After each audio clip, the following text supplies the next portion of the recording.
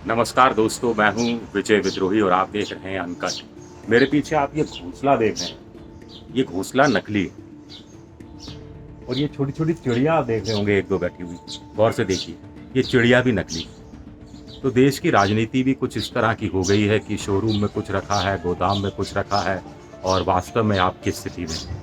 वैसे इस साल कोरोना थोड़ा-सा कम हुआ है अभी, गर्मी इस साल कम पड़ी है, लेकिन राजनीति का पारा गर्म हो रहा है। चलिए उत्तर भारत के कुछ राज्यों को समझाने की कोशिश करते हैं, शुरुआत करते हैं हम जम्मू कश्मीर से। लेकिन पहले आपको बता दूं कि दिल्ली दरबार सक्रिय हो गया है सभी पार्टियों का। मोटे रूप से कांग्रेस और बीजेपी की हम बात कर रहे हैं। मुख्यमंत्रियों और मंत्रियों को दिल्ली दरबार तलब कर रहा है। दिल्ली दरबार अपने दूत भेज रहा है अलग-अलग राज्यों में मुख्यमंत्रियों से बात करने के लिए, असंतुष्ट लोगों से बात करने के लिए। चलिए शुरुआत दिल्ली से ही कर लेते हैं, जम्मू कश्मीर पर अभी आएँगे।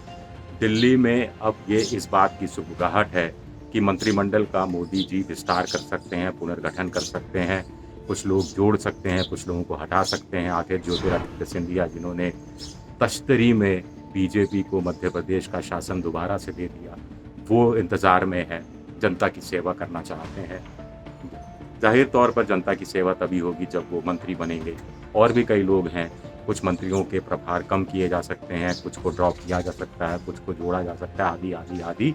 कब होगा पता नहीं। ये बात प्रधानमंत्री मोदी जाने। जम्मू कश्मीर ऊपर से शुरुआत करते हैं। जम्मू कश्मीर में धारा 370 हटने के बाद जिस ढंग से लद्दाख और जम्मू कश्मीर को केंद्र शासित प्रदेश माना गया था, घोषणा की गई थी, अब जम्मू कश्मीर के अंदर सरकार चुनाव करा सकती है, अगले साल चुनाव करा सकती है। डिलिमिटेशन की कार्रवाई उससे पहले हो सकती है। उसमें जम्मू क्षेत्र में विधानसभा की सीटें बढ़ सकती हैं, कश्मीर घाटी में सीटें कम हो सकती हैं। इसका फ़ायदा बीजेपी को मिलेगा। कुल मिलाकर चुनाव की घोषणा करेंगे तो देश के अंदर और देश के बाहर ये संदेश देने की कोशिश करेंगे कि सब कुछ शांत है। पंजाब की बात करें, कैप्टन अमरिंदर सिंह परेशान है, दिल्ली दरबार में हाज़िरी लगाकर आए हैं, वापस लौट आए हैं। वैसे उनसे ज़्यादा परेशान नवजोत सिद्धू है, जिनको समझ में नहीं आ रहा कि आला कमान उनके साथ है या नहीं है। कैप्टन अमरिंदर को लग रहा था कि बीजेपी और अकाली दल के बीच में समझौता टूट गया है, वो अकेले हैं, आम आदमी पार्टी फुस हो गई है और आसानी से अगला विधानसभा चुनाव जीत लेंगे जो अगले साल होने वाला है। और किसानों का आंदोलन का वो समर्थन करते रहे हैं, लेकिन एक मुश्किल आ गई है अचानक। मुश्किल ये है कि बीएसपी मायावती की पार्टी और अकाली दल मिलकर चुनाव लड़ना चाह रहे हैं और इसके लिए वार्ता अंतिम दौर में है। 1-2 दिन में समझौता की क्या सूरत है वो भी सामने आ जाएगी। 35% दलित हैं। कांशीराम भी रोपड़ के पंजाब के मूल रूप से हुआ करते थे। कैप्टन के सामने ये एक चिंता की बात हो सकती है। नीचे आते हैं हरियाणा। खट्टर सरकार दुष्यंत चौटाला के 10 विधायकों के सहारे सत्ता में है। हर कोई सत्ता में रहना चाहता है, इसलिए किसान आंदोलन का समर्थन करने के बावजूद दुष्यंत के लोग और दुष्यंत खुद उप मुख्यमंत्री बने बैठे हैं। लेकिन बीजेपी के नेताओं को स्थानीय स्तर पर दिक्कतें आ रही हैं, गाँव में घुसने में दिक्कतें आ रही हैं, पता लगा है।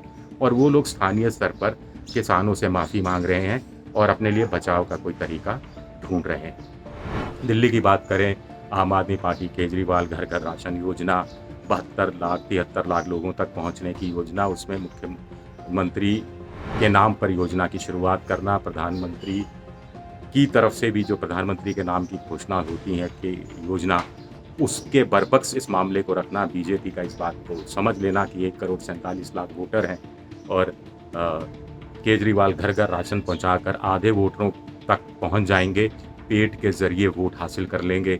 ये एक चिंता सता रही है, दोनों में मशक्कत चल रही है। इस बीच उत्तर प्रदेश की बात करते हैं। उत्तर प्रदेश में राजनीतिक जो सरगर्मियां पूरे चरम पर है।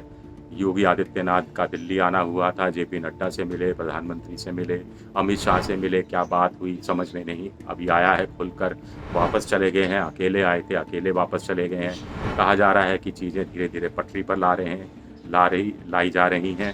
प्रधानमंत्री को उत्तर प्रदेश का चुनाव भी जीतना है, क्योंकि 2024 का चुनाव लोकसभा का जीतना है और पुरानी कहावत है कि उत्तर प्रदेश से होकर दिल्ली का रास्ता जाता है। ऐसे में थोड़ा तुम झुको थोड़ा हम झुके वाली कहानी साबित हो सकती है, ऐसा मोटे तौर पर माना जा रहा है।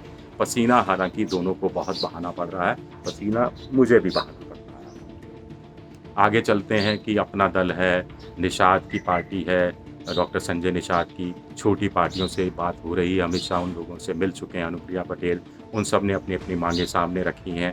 तो इस सब पर पूरी चर्चा हो जाएगी, तभी केंद्र स्तर पर मंत्रिमंडल का पुनर्गठन होगा और फिर जो दिल्ली से भेजे हुए अफसरशाह हैं उनको मुख्यमंत्री बनाया जाए, क्या किया जाए, ये भी फैसला मुझे लगता है कि हो चुका होगा, अब इसकी घोषणा होना बाकी है। मध्य प्रदेश में शिवराज सिंह चौहान मुख्यमंत्री ज्योतिरादित्य सिंधिया की बदौलत बने, वहाँ कैलाश विजयवर्गीय नरोत्तम मिश्रा से बात कर रहे हैं, दोनों मिलकर शिवराज सिंह चौहान से असंतुष्ट विधायकों से बात कर रहे हैं। कैलाश विजयवर्गीय बहुत समय अभी कलकत्ता में बिता कर आए हैं, बंगाल में, वहाँ बीजेपी बुरी तरह से हारी, वहाँ कुछ हासिल नहीं कर पाए, तो शिवराज सिंह मामा जी के पीछे हाथ धोकर पड़ गए हैं। बगल में चलते हैं राजस्थान में सचिन पायलट दिल्ली पहुंच गए हैं, कैप्टन अमरिंदर सिंह दिल्ली से चंडीगढ़ वापस चले गए हैं और जयपुर से सचिन पायलट दिल्ली पहुंच गए हैं।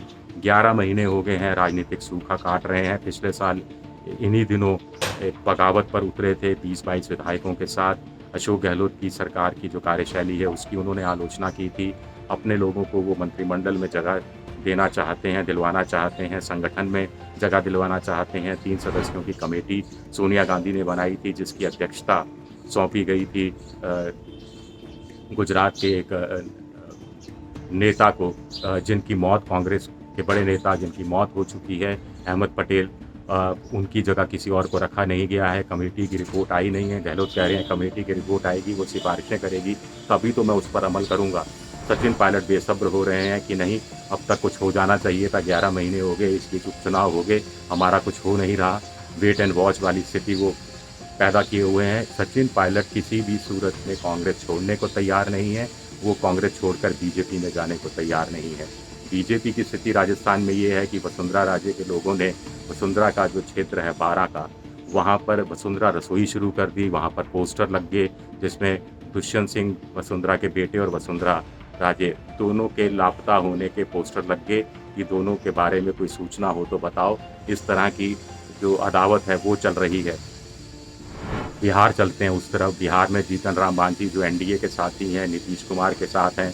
नीतीश कुमार ने, आपको ध्यान होगा, एक बार मुख्यमंत्री भी उन्हें बनाया था, वो तेज प्रताप सिंह से मिल रहे हैं। लालू प्रसाद यादव की भी वो तारीफ उस रूप में कर रहे हैं।